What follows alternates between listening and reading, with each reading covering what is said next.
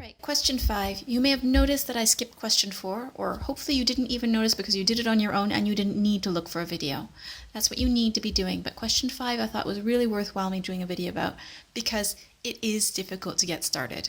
Here we've got two truncated cones which are put together. They're identical as the question says. So this was one cone with a top cut off of it. This is the same size cone with the same amount cut off of it, and then they were put together. We don't know how much was cut off, but we know that the diameter at the base of the cone is 16. And although in the textbook it's difficult to understand because they put an arrow up here and an arrow out there, I think what they mean there is that this is the diameter of 4, and that's what we're going to solve with. So we've got a diameter at the bottom of the cone, which is 16, and they've cut off the part of the top of the cone where the diameter would have been 4. Now, to make that a little bit clearer, I'm just going to go ahead and draw one of these cones for you in a two-dimensional sort of shape. So it's basically a triangle.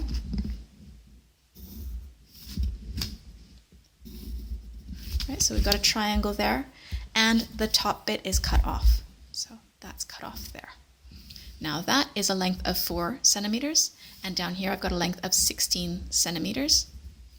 And this is my center of my cone, which means that from here out to the side is going to be 8 centimeters. Let's just rub that and move that down a little bit.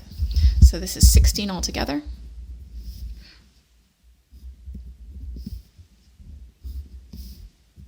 And that's going to be 8. Okay.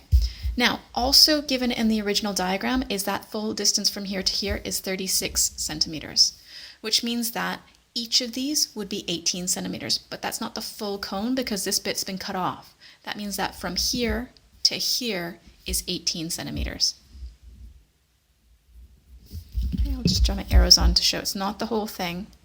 It's just that bit there is 18 centimeters. Now, again, I've got all these measurements on here which make this look confusing, so I'm going to draw that again. I'm just going to draw this bit here again. So that is the actual truncated cone drawn two-dimensionally.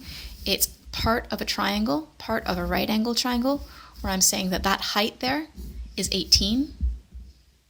The base will be like the radius of the cone. The base is going to be 8 centimeters.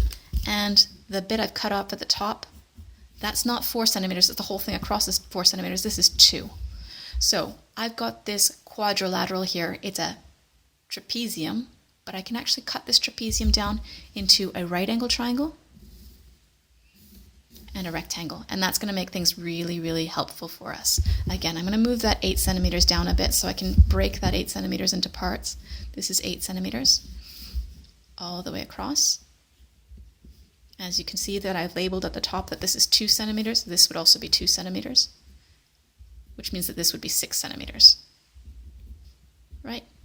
Hopefully all clear and obvious, but maybe not steps that you would think to do.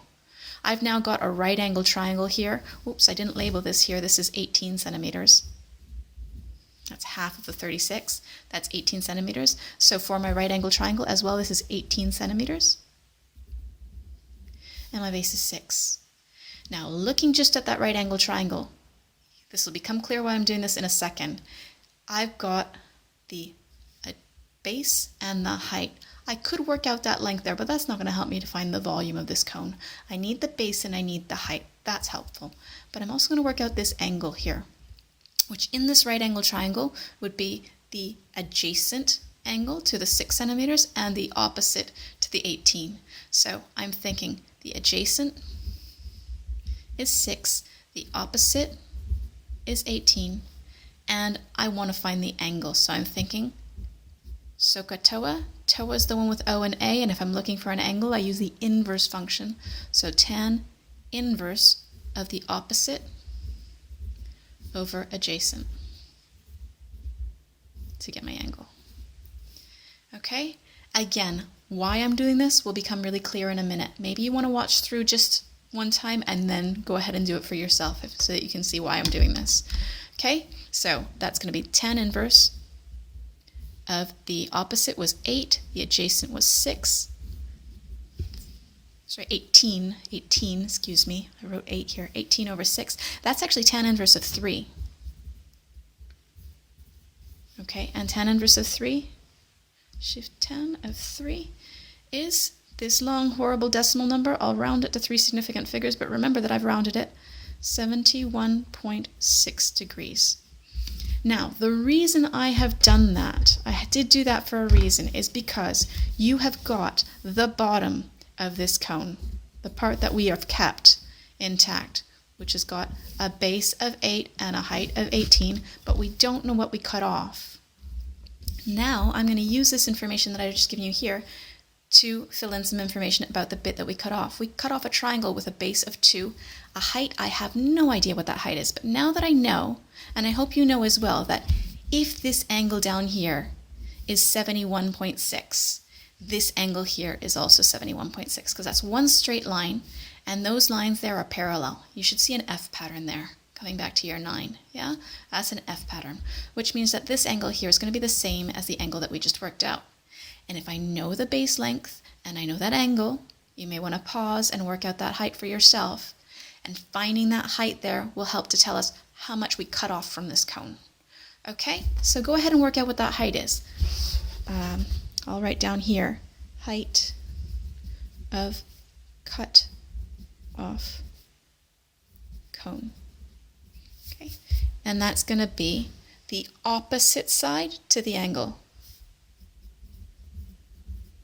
Okay, so I've got the opposite is equal to h, the adjacent is equal to 2, and the angle is equal to 71.6. It might be helpful if I remind you that that's the same thing as tan inverse of 3.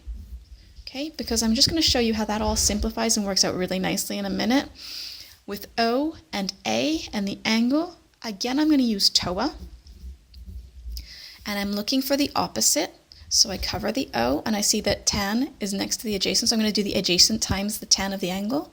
So that's going to be opposite is equal to the adjacent, which is 2 times tan of, now I could put 71.6 there, but I rounded that. That is actually tan inverse of 3. So if I do tan of tan inverse of 3, those of you who understand about inverses, you'll know that if I do tan inverse of 3 and then I do tan of that answer is going to be 3. Try it on your calculator if you don't believe me. That's going to be 2 times 3. So that's 6, which means that the height, the bit that I cut off from the cone, was 6 centimeters long. Right? Now, how that all helps me is because I don't know how to find the volume of this truncated cone, the cone that's been cut off with a diameter of 4 up here and a diameter of 16 down there. But I do know how to find the volume of a full cone, so I can find the volume of the whole thing with this extra little bit that's been cut off, and then I can take away from that the volume of the little cone that's been cut off. Again, you might want to pause here and do that for yourself. Please do. You need to get this practice, and don't use me as your crutch. Do as much as you can on your own. I'm going to keep going though, right? So I'm going to do volume of shape will be equal to 2 of these identical truncated cones. Truncated cones. Okay. And one of these truncated cones will be one big cone, the whole thing, minus that small little bit that we've taken and we've cut off. Okay. So we're going to do a big cone minus a little cone. So 2 times big cone minus little cone. And we had to do a lot of working there to set that up, so I totally understand. That's why I've made this video, if you're following with me until here. But you should be able to work out the volume of a cone, subtract them and multiply by 2 on your own. So again, try to do it on your own, please. 2 times the big cone. The big cone, it's the area of the base, pi times r squared, times by the height, divided by 3. And the volume of the little cone is also pi times r squared, times by the height, divided by 3. But these are obviously different radiuses and different heights. So I'm going to call this radius 1, height 1, and this is radius 2, height 2, just for the sake of me remembering what I've actually done here, so I see that why this is not at the same number as that one. Okay, but I'm going to go ahead and substitute those values in. This is for the big cone, so that's going to be pi times the radius at the base of the whole cone, which was the whole thing had a diameter of 16, so the radius is 8 squared, and the height of the whole cone. Now this height here, this which we worked out there was 18, needs to be added to the bit that we've cut off, which we worked out was 6. So that's 18 plus 6 for the whole cone. Okay, so the height of the whole cone is 18 plus 6. I could have just gone ahead and put 24 in there, divided by 3, minus pi. Now we're talking about the small cone. That's the one that we know has a diameter of 4, which was told in the question. The diameter was 4, so the radius is 2, and we've worked out what that height there was 6. So we've got a radius of 2, that's 2 squared, times a height of 6, divided by 3. Okay, 2 times that because there are 2 truncated cones to make that sort of symmetrical shape that we've got there. Right, so we're going to do 2 times 8 squared is 64 plus 8 times 18 plus 6, that's 24. Let me just double check my calculations here. 8 squared, 64. So yes, it's 64 plus 24 pi over 3. Right? Let's not get confused with our pluses and our minus, our multiplications here. I've added that in this bracket because that was the total height, and that's getting multiplied to my area of the base.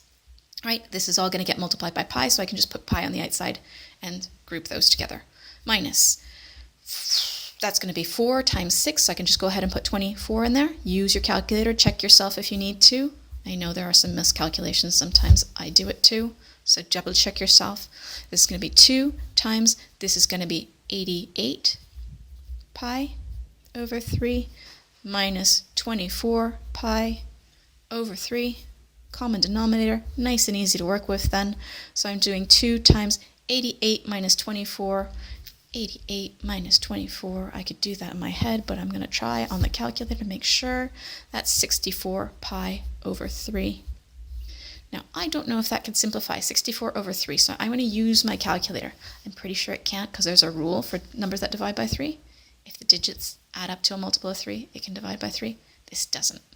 But I'm going to try it anyways. So I know that this is top heavy. I know that if I put it in my calculator, it's going to turn it to a mixed number, so I'm going to write it in upside down on my calculator. 3 over 64. And no, it didn't simplify, so it was fine.